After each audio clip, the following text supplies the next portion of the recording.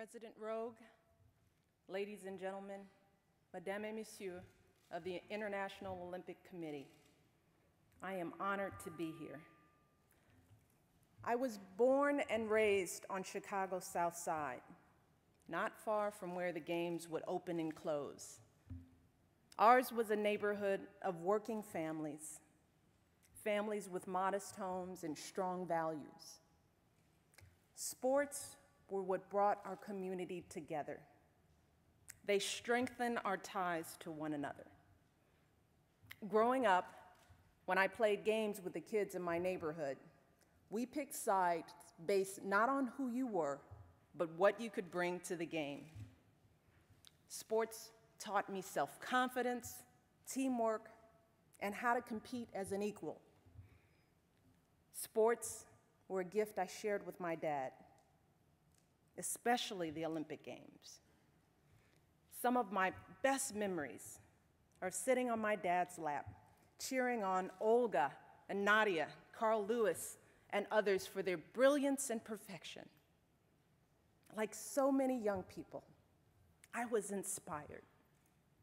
I found myself dreaming that maybe, just maybe, if I worked hard enough, I too could achieve something great. But I never dreamed that the Olympic flame might one day light up lives in my neighborhood. But today, I can dream. And I am dreaming of an Olympic and Paralympic Games in Chicago that will light up lives in neighborhoods all across America and all across the world, that will expose all our neighborhoods to new sports and new role models, that will show every child that regardless of wealth or gender or race or physical ability, there is a sport and a place for them too. That's why I'm here today. I'm asking you to choose Chicago. I'm asking you to choose America. And I'm not asking just as the First Lady of the United States, who is eager to welcome the world to our shores, and not just as a Chicagoan, who is proud and excited to show the world what my city can do, not just as a mother raising two beautiful young women to embrace athleticism and pursue their full potential. I'm also asking as a daughter. See, my dad would have been so proud to witness these games in Chicago. And I know they would have meant something much more to him too. You see, in my dad's early 30s, he was diagnosed with multiple sclerosis. And as he got sicker, it became harder for him to walk, let alone play his favorite sports. But my dad was determined that sports continue to be a vital lifeline, not just to the rest of the world, but to me and my brother. And even as we watched my dad struggle to hold himself up on crutches, he never stopped playing with us. And he refused to let us take our abilities for granted. He believed that his little girl should be taught no less than his son. So he taught me how to throw a ball and a mean right hook better than any boy in my neighborhood. But more importantly, my dad taught us the fundamental rules of the game, rules that continue to guide our lives today, to engage with honor, with dignity, and fair play. My dad was my hero. And when I think of what these games can mean to people all over the world, I think about people like my dad, people who face seemingly insurmountable challenges, but never let go. They work a little harder, but they never give up. Now, my dad didn't live to see the day that the Paralympic Games would become the force that they are today. But if he had lived to see this day, if he could have seen the Paralympic Games share a global stage with the Olympic Games, if he could have witnessed athletes who compete and excel and prove that nothing is more powerful than the human spirit, I know it would have restored in him the same sense of unbridled possibility that he instilled in me. Chicago's vision for the Olympic and Paralympic movement is about so much more than what we can offer the Games.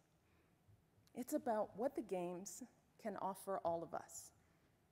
It's about inspiring this generation and building a lasting legacy for the next. It's about our responsibility as Americans, not just to put on great games, but to use these games as a vehicle to bring us together, to usher in a new era of international engagement, and to give us hope, and to change lives all over the world. And I brought somebody with me today who knows a little something about change. My husband, the President of the United States, Barack Obama.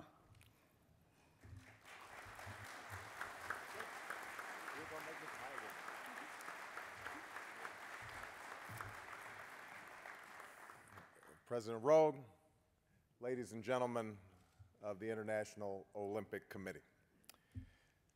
I come here today as a passionate supporter of the Olympic and Paralympic Games, as a strong believer in the movement they represent, and as a proud Chicagoan. But above all, I come as a faithful representative of the American people, and we look forward to welcoming the world to the shores of Lake Michigan and the heartland of our nation in 2016. To host athletes and visitors from every corner of the globe is a high honor and a great responsibility. And America is ready and eager to assume that sacred trust. And we're a nation that has always opened its arms to the citizens of the world, including my own father from the African continent. People who have sought something better, who have dreamed of something bigger. I know you face a difficult choice among several great cities and nations with impressive bids of their own. So I've come here today to urge you to choose Chicago for the same reason I chose Chicago nearly 25 years ago. The reason I fell in love with the city I still call home. And it's not just because it's where I met the woman you just heard from. Although after getting to know her this week, I know you'll all agree that she's a pretty big selling point for the city. You see, growing up, my family moved around a lot. I was born in Hawaii. I lived in Indonesia for a time. I never really had roots in any one place or culture or ethnic group. And then I came to Chicago. And on those Chicago streets, I worked alongside men and women who were black and white, Latino and Asian, people of every class and nationality and religion. I came to discover that Chicago is that most American of American cities, but one where citizens from more than 130 nations inhabit a rich tapestry of distinctive neighborhoods. Each one of those neighborhoods, from Greektown to the Ukrainian Village, from Devon to Pilsen to Washington Park, has its own unique character, its own unique history, its songs, its language. But each is also part of our city, one city, a city where I finally found a home. Chicago is a place where we strive to celebrate what makes us different, just as we celebrate what we have in common. It's a place where our unity is on colorful display at so many festivals and parades, and especially sporting events, where perfect strangers become fast friends just because they're wearing the same jersey. It's a city that works. From its first World's Fair more than a century ago to the World Cup we hosted in the 90s. We know how to put on big events. And scores of visitors and spectators will tell you that we do it well. Chicago is a city where the practical and the inspirational exist in harmony, where visionaries who make no small plans rebuilt after a great fire and taught the world to reach new heights.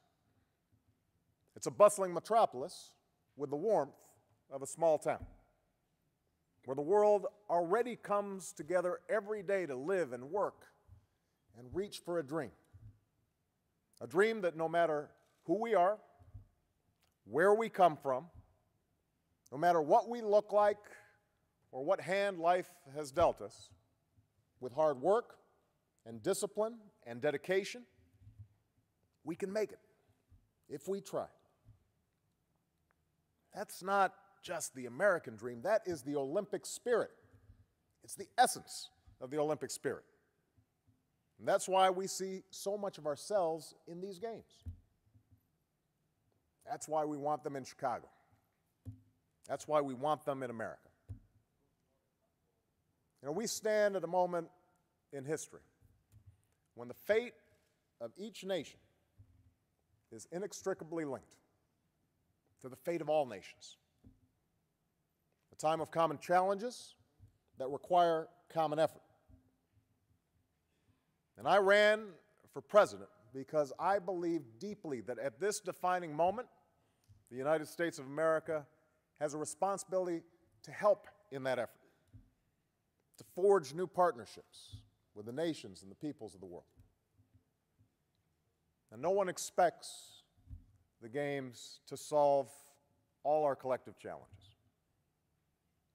But what we do believe, what each and every one of you believe, and what all of the Chicago delegation believes, is that in a world where we've all too often witnessed the darker aspects of our humanity, peaceful competition between nations represents what's best about our humanity. It brings us together, if only for a few weeks, face to face. It helps us understand one another just a little bit better. It reminds us that no matter how or where we differ, we all seek our own measure of happiness and fulfillment and pride in what we do. That's a very powerful starting point for progress. You know, nearly 1 year ago, on a clear November night, people from every corner of the world gathered in the city of Chicago or in front of their televisions to watch the results of a U.S. presidential election. Their interest wasn't about me as an individual. Rather, it was rooted in the belief that America's experiment in democracy still speaks to a set of universal aspirations and ideals. Their interest sprung from the hope that in this ever-shrinking world, our diversity could be a source of strength, a cause for celebration, and that with sustained work and determination, we could learn to live and prosper together during the fleeting moment we share on this earth. Now, that work is far from over, but it has begun in earnest. And while we do not know what the next few years will bring, there is nothing I would like more than to step just a few blocks from my family's home with Michelle and our 2 girls and welcome the world back into our neighborhood. At the beginning of this new century, the nation that has been shaped by people from around the world wants a chance to inspire it once more, to ignite the spirit of possibility at the heart of the Olympic and Paralympic movement in a new generation, to offer a stage worthy of the extraordinary talent and dynamism offered by nations joined together, to host games that unite us in noble competition and shared celebration of our limitless potential as a people. And so, I urge you to choose Chicago. I urge you to choose America. And if you do, if we walk this path together, then I promise you this: the city of Chicago and the United States of America will make the world proud. Thank you so much.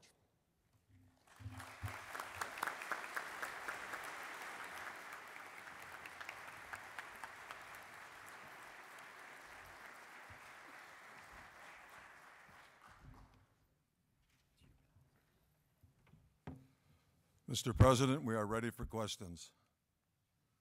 Thank you, Chicago, for an excellent presentation. I would now like to open the discussion and call for any questions from the International Olympic Committee members, international federations, and national Olympic committees. The Chicago delegation will then answer all questions together. Are there questions from IOC members?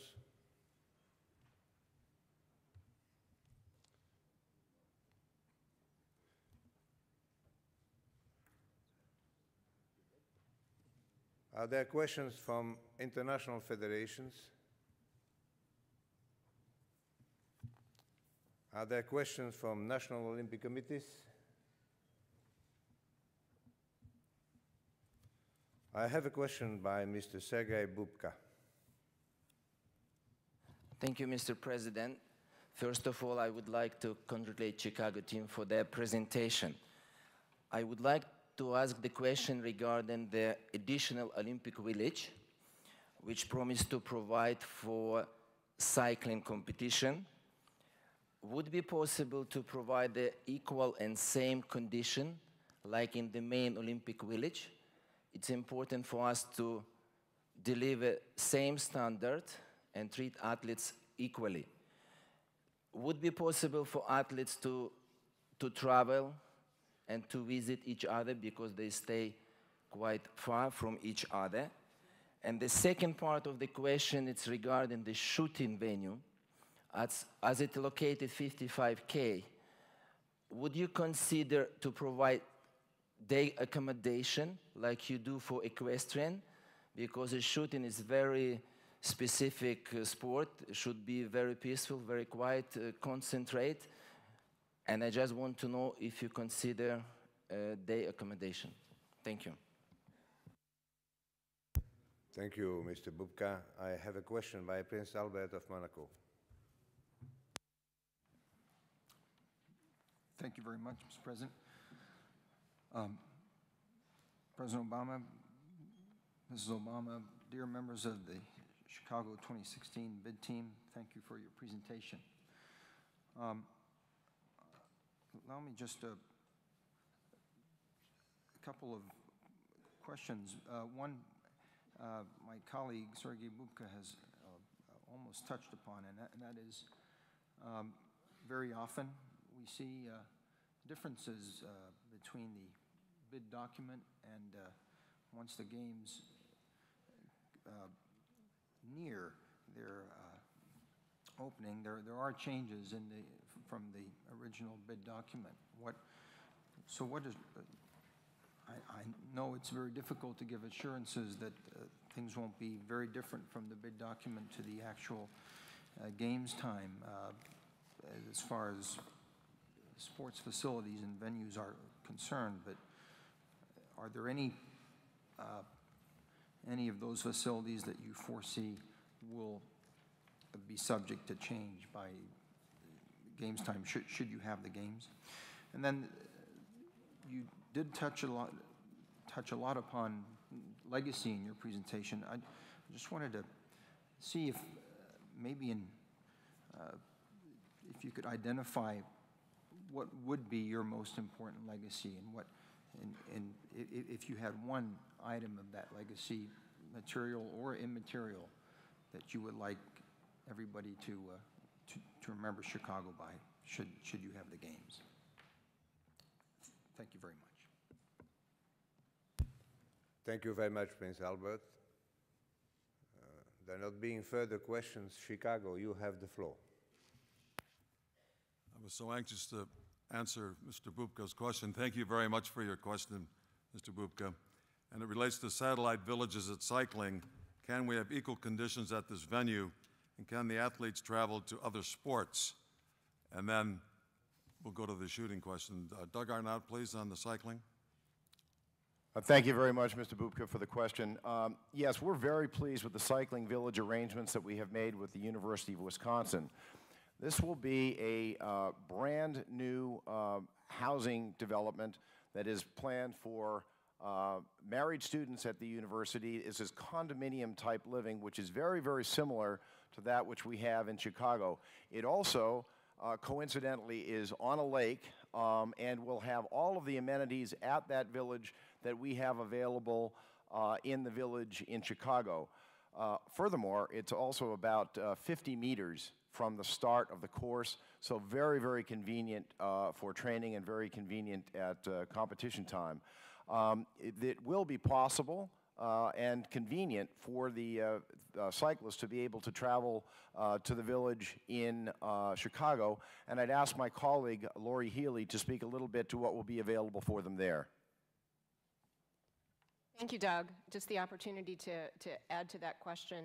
The village will be full amenities, and speaking also to the second question asked by Prince Albert, we're very pleased to say that the City of Chicago has already purchased the land for the village and has actually begun the process of environmental remediation and demolition. There are a number of amenities. There is a private beach at the village, as well as all the amenities that have been developed in close consultation with all the athletes that we have been most fortunate to work with during this process. And the second part of the question from Sergei Bubka, Mr. Bubka asked, shooting venue, will it have the same accommodations? And Doug, would you pick that up, please? Yes, thank you very much again, Mr. Bubka, for the question. Yes, we have already considered, planned for, and budgeted for a day village at shooting, understanding that it's 55 minutes away, and very much to your point, we understand that many of the athletes will want to go and not only be there for their day of competition, but also for their days of training and practice. So we have planned for a day village at the shooting venue. The next question is from Prince Albert, and I thank you for the question, Prince Albert. And it has, pardon me, it has to do with assurances that the venues will stay the same as in the documents. And we've worked very hard on these venues and venue plans, and we are committed to delivering those venues. We've committed to the people of Chicago. We've committed to the IOC. But Doug Arnott, if you'd like to pick up on that. Sure. Thank you very much again for the question. Yeah, we have, as Mr. Ryan mentions, we've gone to extraordinary detail in our budgets and in our construction plans to be able to assure you that we understand the scope, both from the International Olympic Committee technical documents and the IFs, and as well from the people who have worked with us who represent well over 150 years of combined Olympic Games experience. Working with the federations has been extremely important for us to understand the needs there, but also we have in every case tried to take the extra measure. We have existing contracts for every one of the facilities. We have existing agreements and improvements from the city for each one of the parks where we will build the facilities.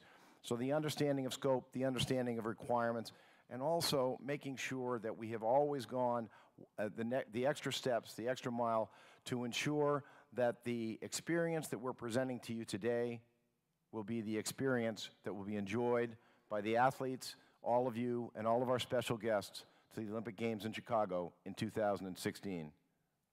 Mr. Bubka, we assure the IOC that we will deliver as planned.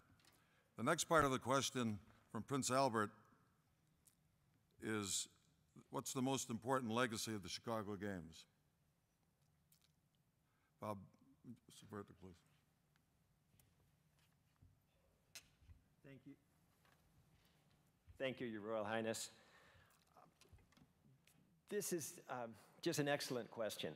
And as someone who was on the evaluation commission, leading the evaluation commission for the United States Olympic Committee starting 3 years ago, one thing, the first time I went to Chicago, I just noticed these great parks in this park system. And one thing we would like to do as one part of the legacy is put the fun back into the games. Sometimes games are technically excellent, but we would like to have live sites and really make it a citywide celebration throughout the entire city. And having this park system right along the lake in the center of the city, all already under the control of the city, is the perfect venue for that. Also, as I mentioned, we will have legacy venues. And these aren't just legacy venues to build white elephants or to have big stadiums or monuments.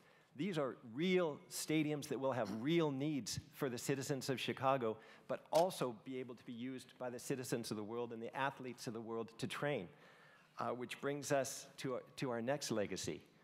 When I talked about opening up the universities and the classrooms and the campuses, we've already talked with the head of the university system in the United States, which is a pretty solid system as far as using and creating a way to open up campuses for your athletes and for your teams, and also your officials and administrators for the ones that need it. Not because it helps necessarily your athletes, but it also helps the United States to become more worldly and learn from your athletes and administrators. And finally, you did see that Chicago, one other legacy would be the youth sport programs. It's not just bricks and mortar, but it would be real programs that will affect the youth, the young people, and they haven't just talked about it. The city of Chicago already has the funding in place for these programs. Thank you. Prince Albert, I'd just like to add that I apologize for saying Mr. Bupka's question. It was yours on the committee. Have a terrifically strong partnership with the federal government in Washington. We've worked very closely with the U.S. State Department.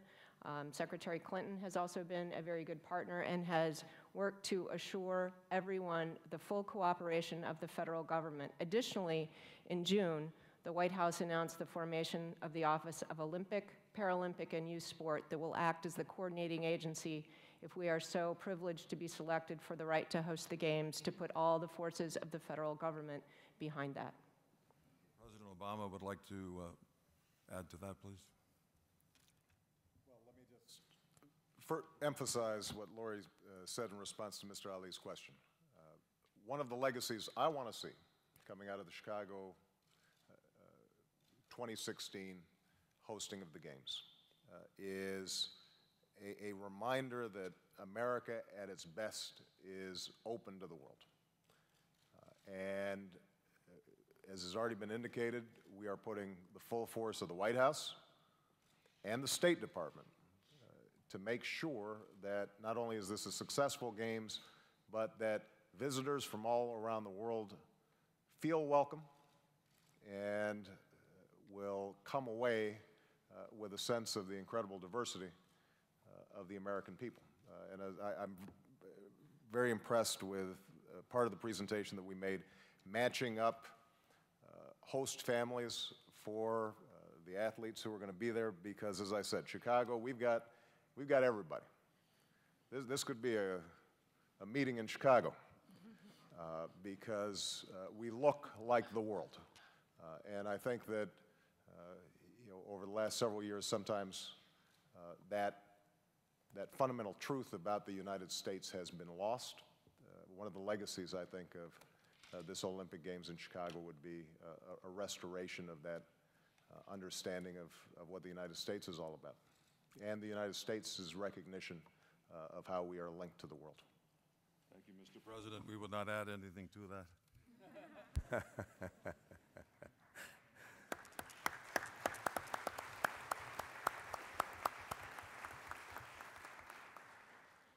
I would like to thank Chicago for taking part in this important competition.